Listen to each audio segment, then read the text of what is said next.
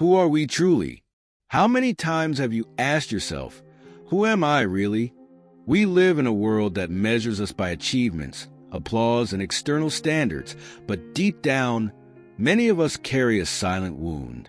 This wound isn't physical, but it lingers hidden, preventing us from living with authenticity and purpose.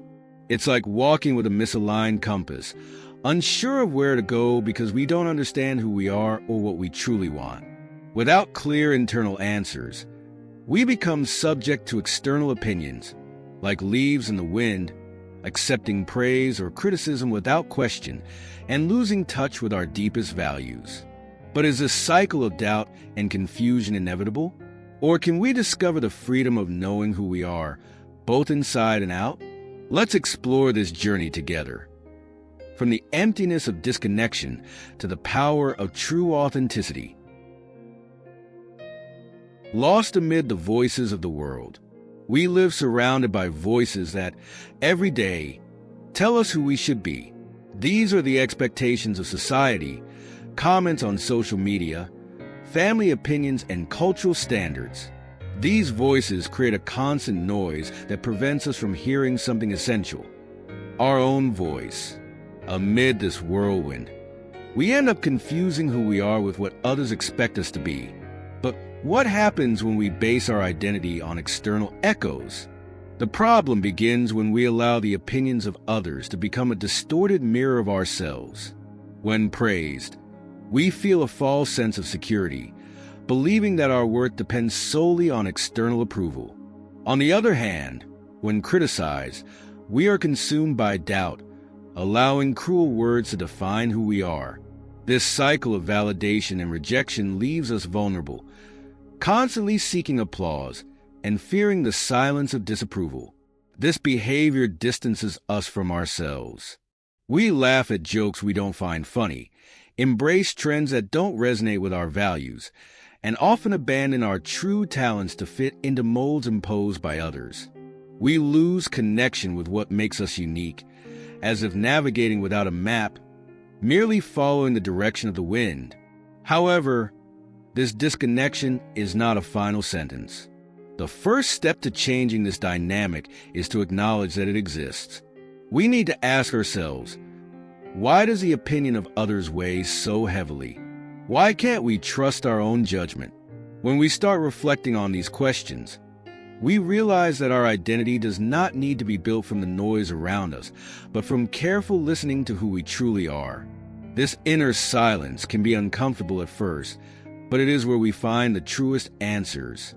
It is in this space that we begin to break free from the chains of external approval and seek something far more valuable: the freedom to be who we truly are.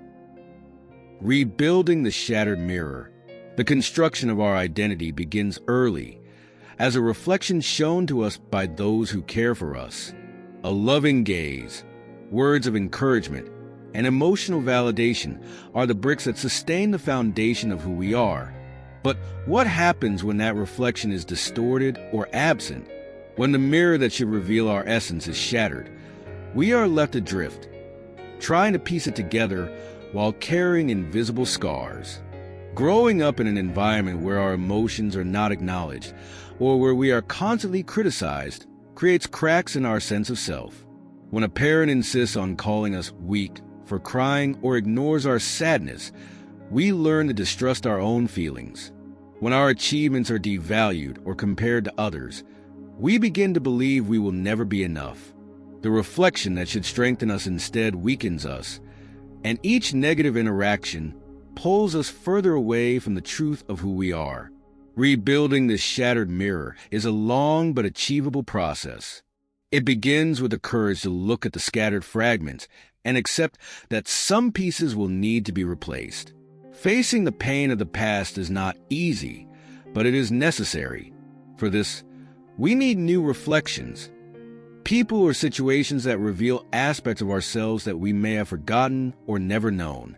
A friend who validates our emotions, a mentor who recognizes our potential, or even a therapist who offers a generous interpretation of who we are can be the starting point.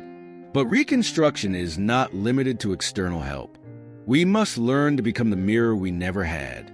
This means observing ourselves with patience, embracing our imperfections, and being honest about what we truly feel and desire. It is not a linear process. There will be days when the pieces seem to fit together, and others when everything feels like it is falling apart. Yet, each small step brings us closer to a more solid sense of self. When we finally assemble this mirror, we realize it will never be perfect. And that's okay. The cracks and patches tell the story of who we are, and that is what makes us unique. The reflection we see is no longer a projection of voices from the past, but a more faithful vision of our essence. Rebuilding the shattered mirror is, in truth, learning to see beyond imperfections and finally accepting the beauty of who we are. Rooting yourself in your own truth.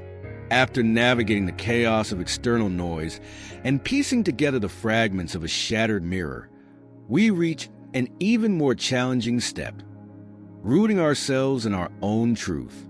This is where we begin to build a solid foundation for our decisions, values, and emotions without relying on the opinions or expectations of the world around us.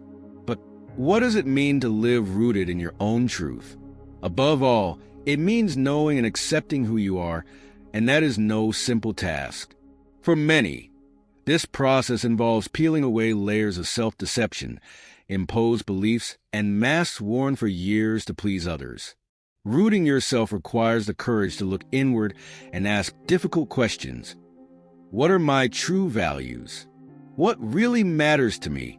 These questions reveal truths that are not always comfortable, but are essential for building a genuine identity. As we begin to live from this internal truth, we encounter another challenge: external resistance. People accustomed to an adapted version of us may feel unsettled by the change. It is common to hear comments like, "You didn't used to be like this," or "Why are you acting so differently?" But this resistance is actually a sign that we are moving in the right direction. Those who root themselves in their truth must learn to say no without guilt and to move forward even when external support is scarce. Gradually, this connection to ourselves transforms how we view the world. The weight of external approval diminishes, and the opinions of others lose their power to destabilize us. We begin to trust our intuition more and seek experiences aligned with our values instead of trying to please everyone. We become less susceptible to fleeting trends and more attuned to what truly brings meaning to our lives. Living rooted in your own truth does not mean the absence of doubts or mistakes. It means having the ability to return to your center even in the face of uncertainty. It is the assurance that, regardless of external circumstances, there is an internal space where we can find strength, clarity, and purpose. This is the fertile ground where the freedom to be who we truly are begins to flourish.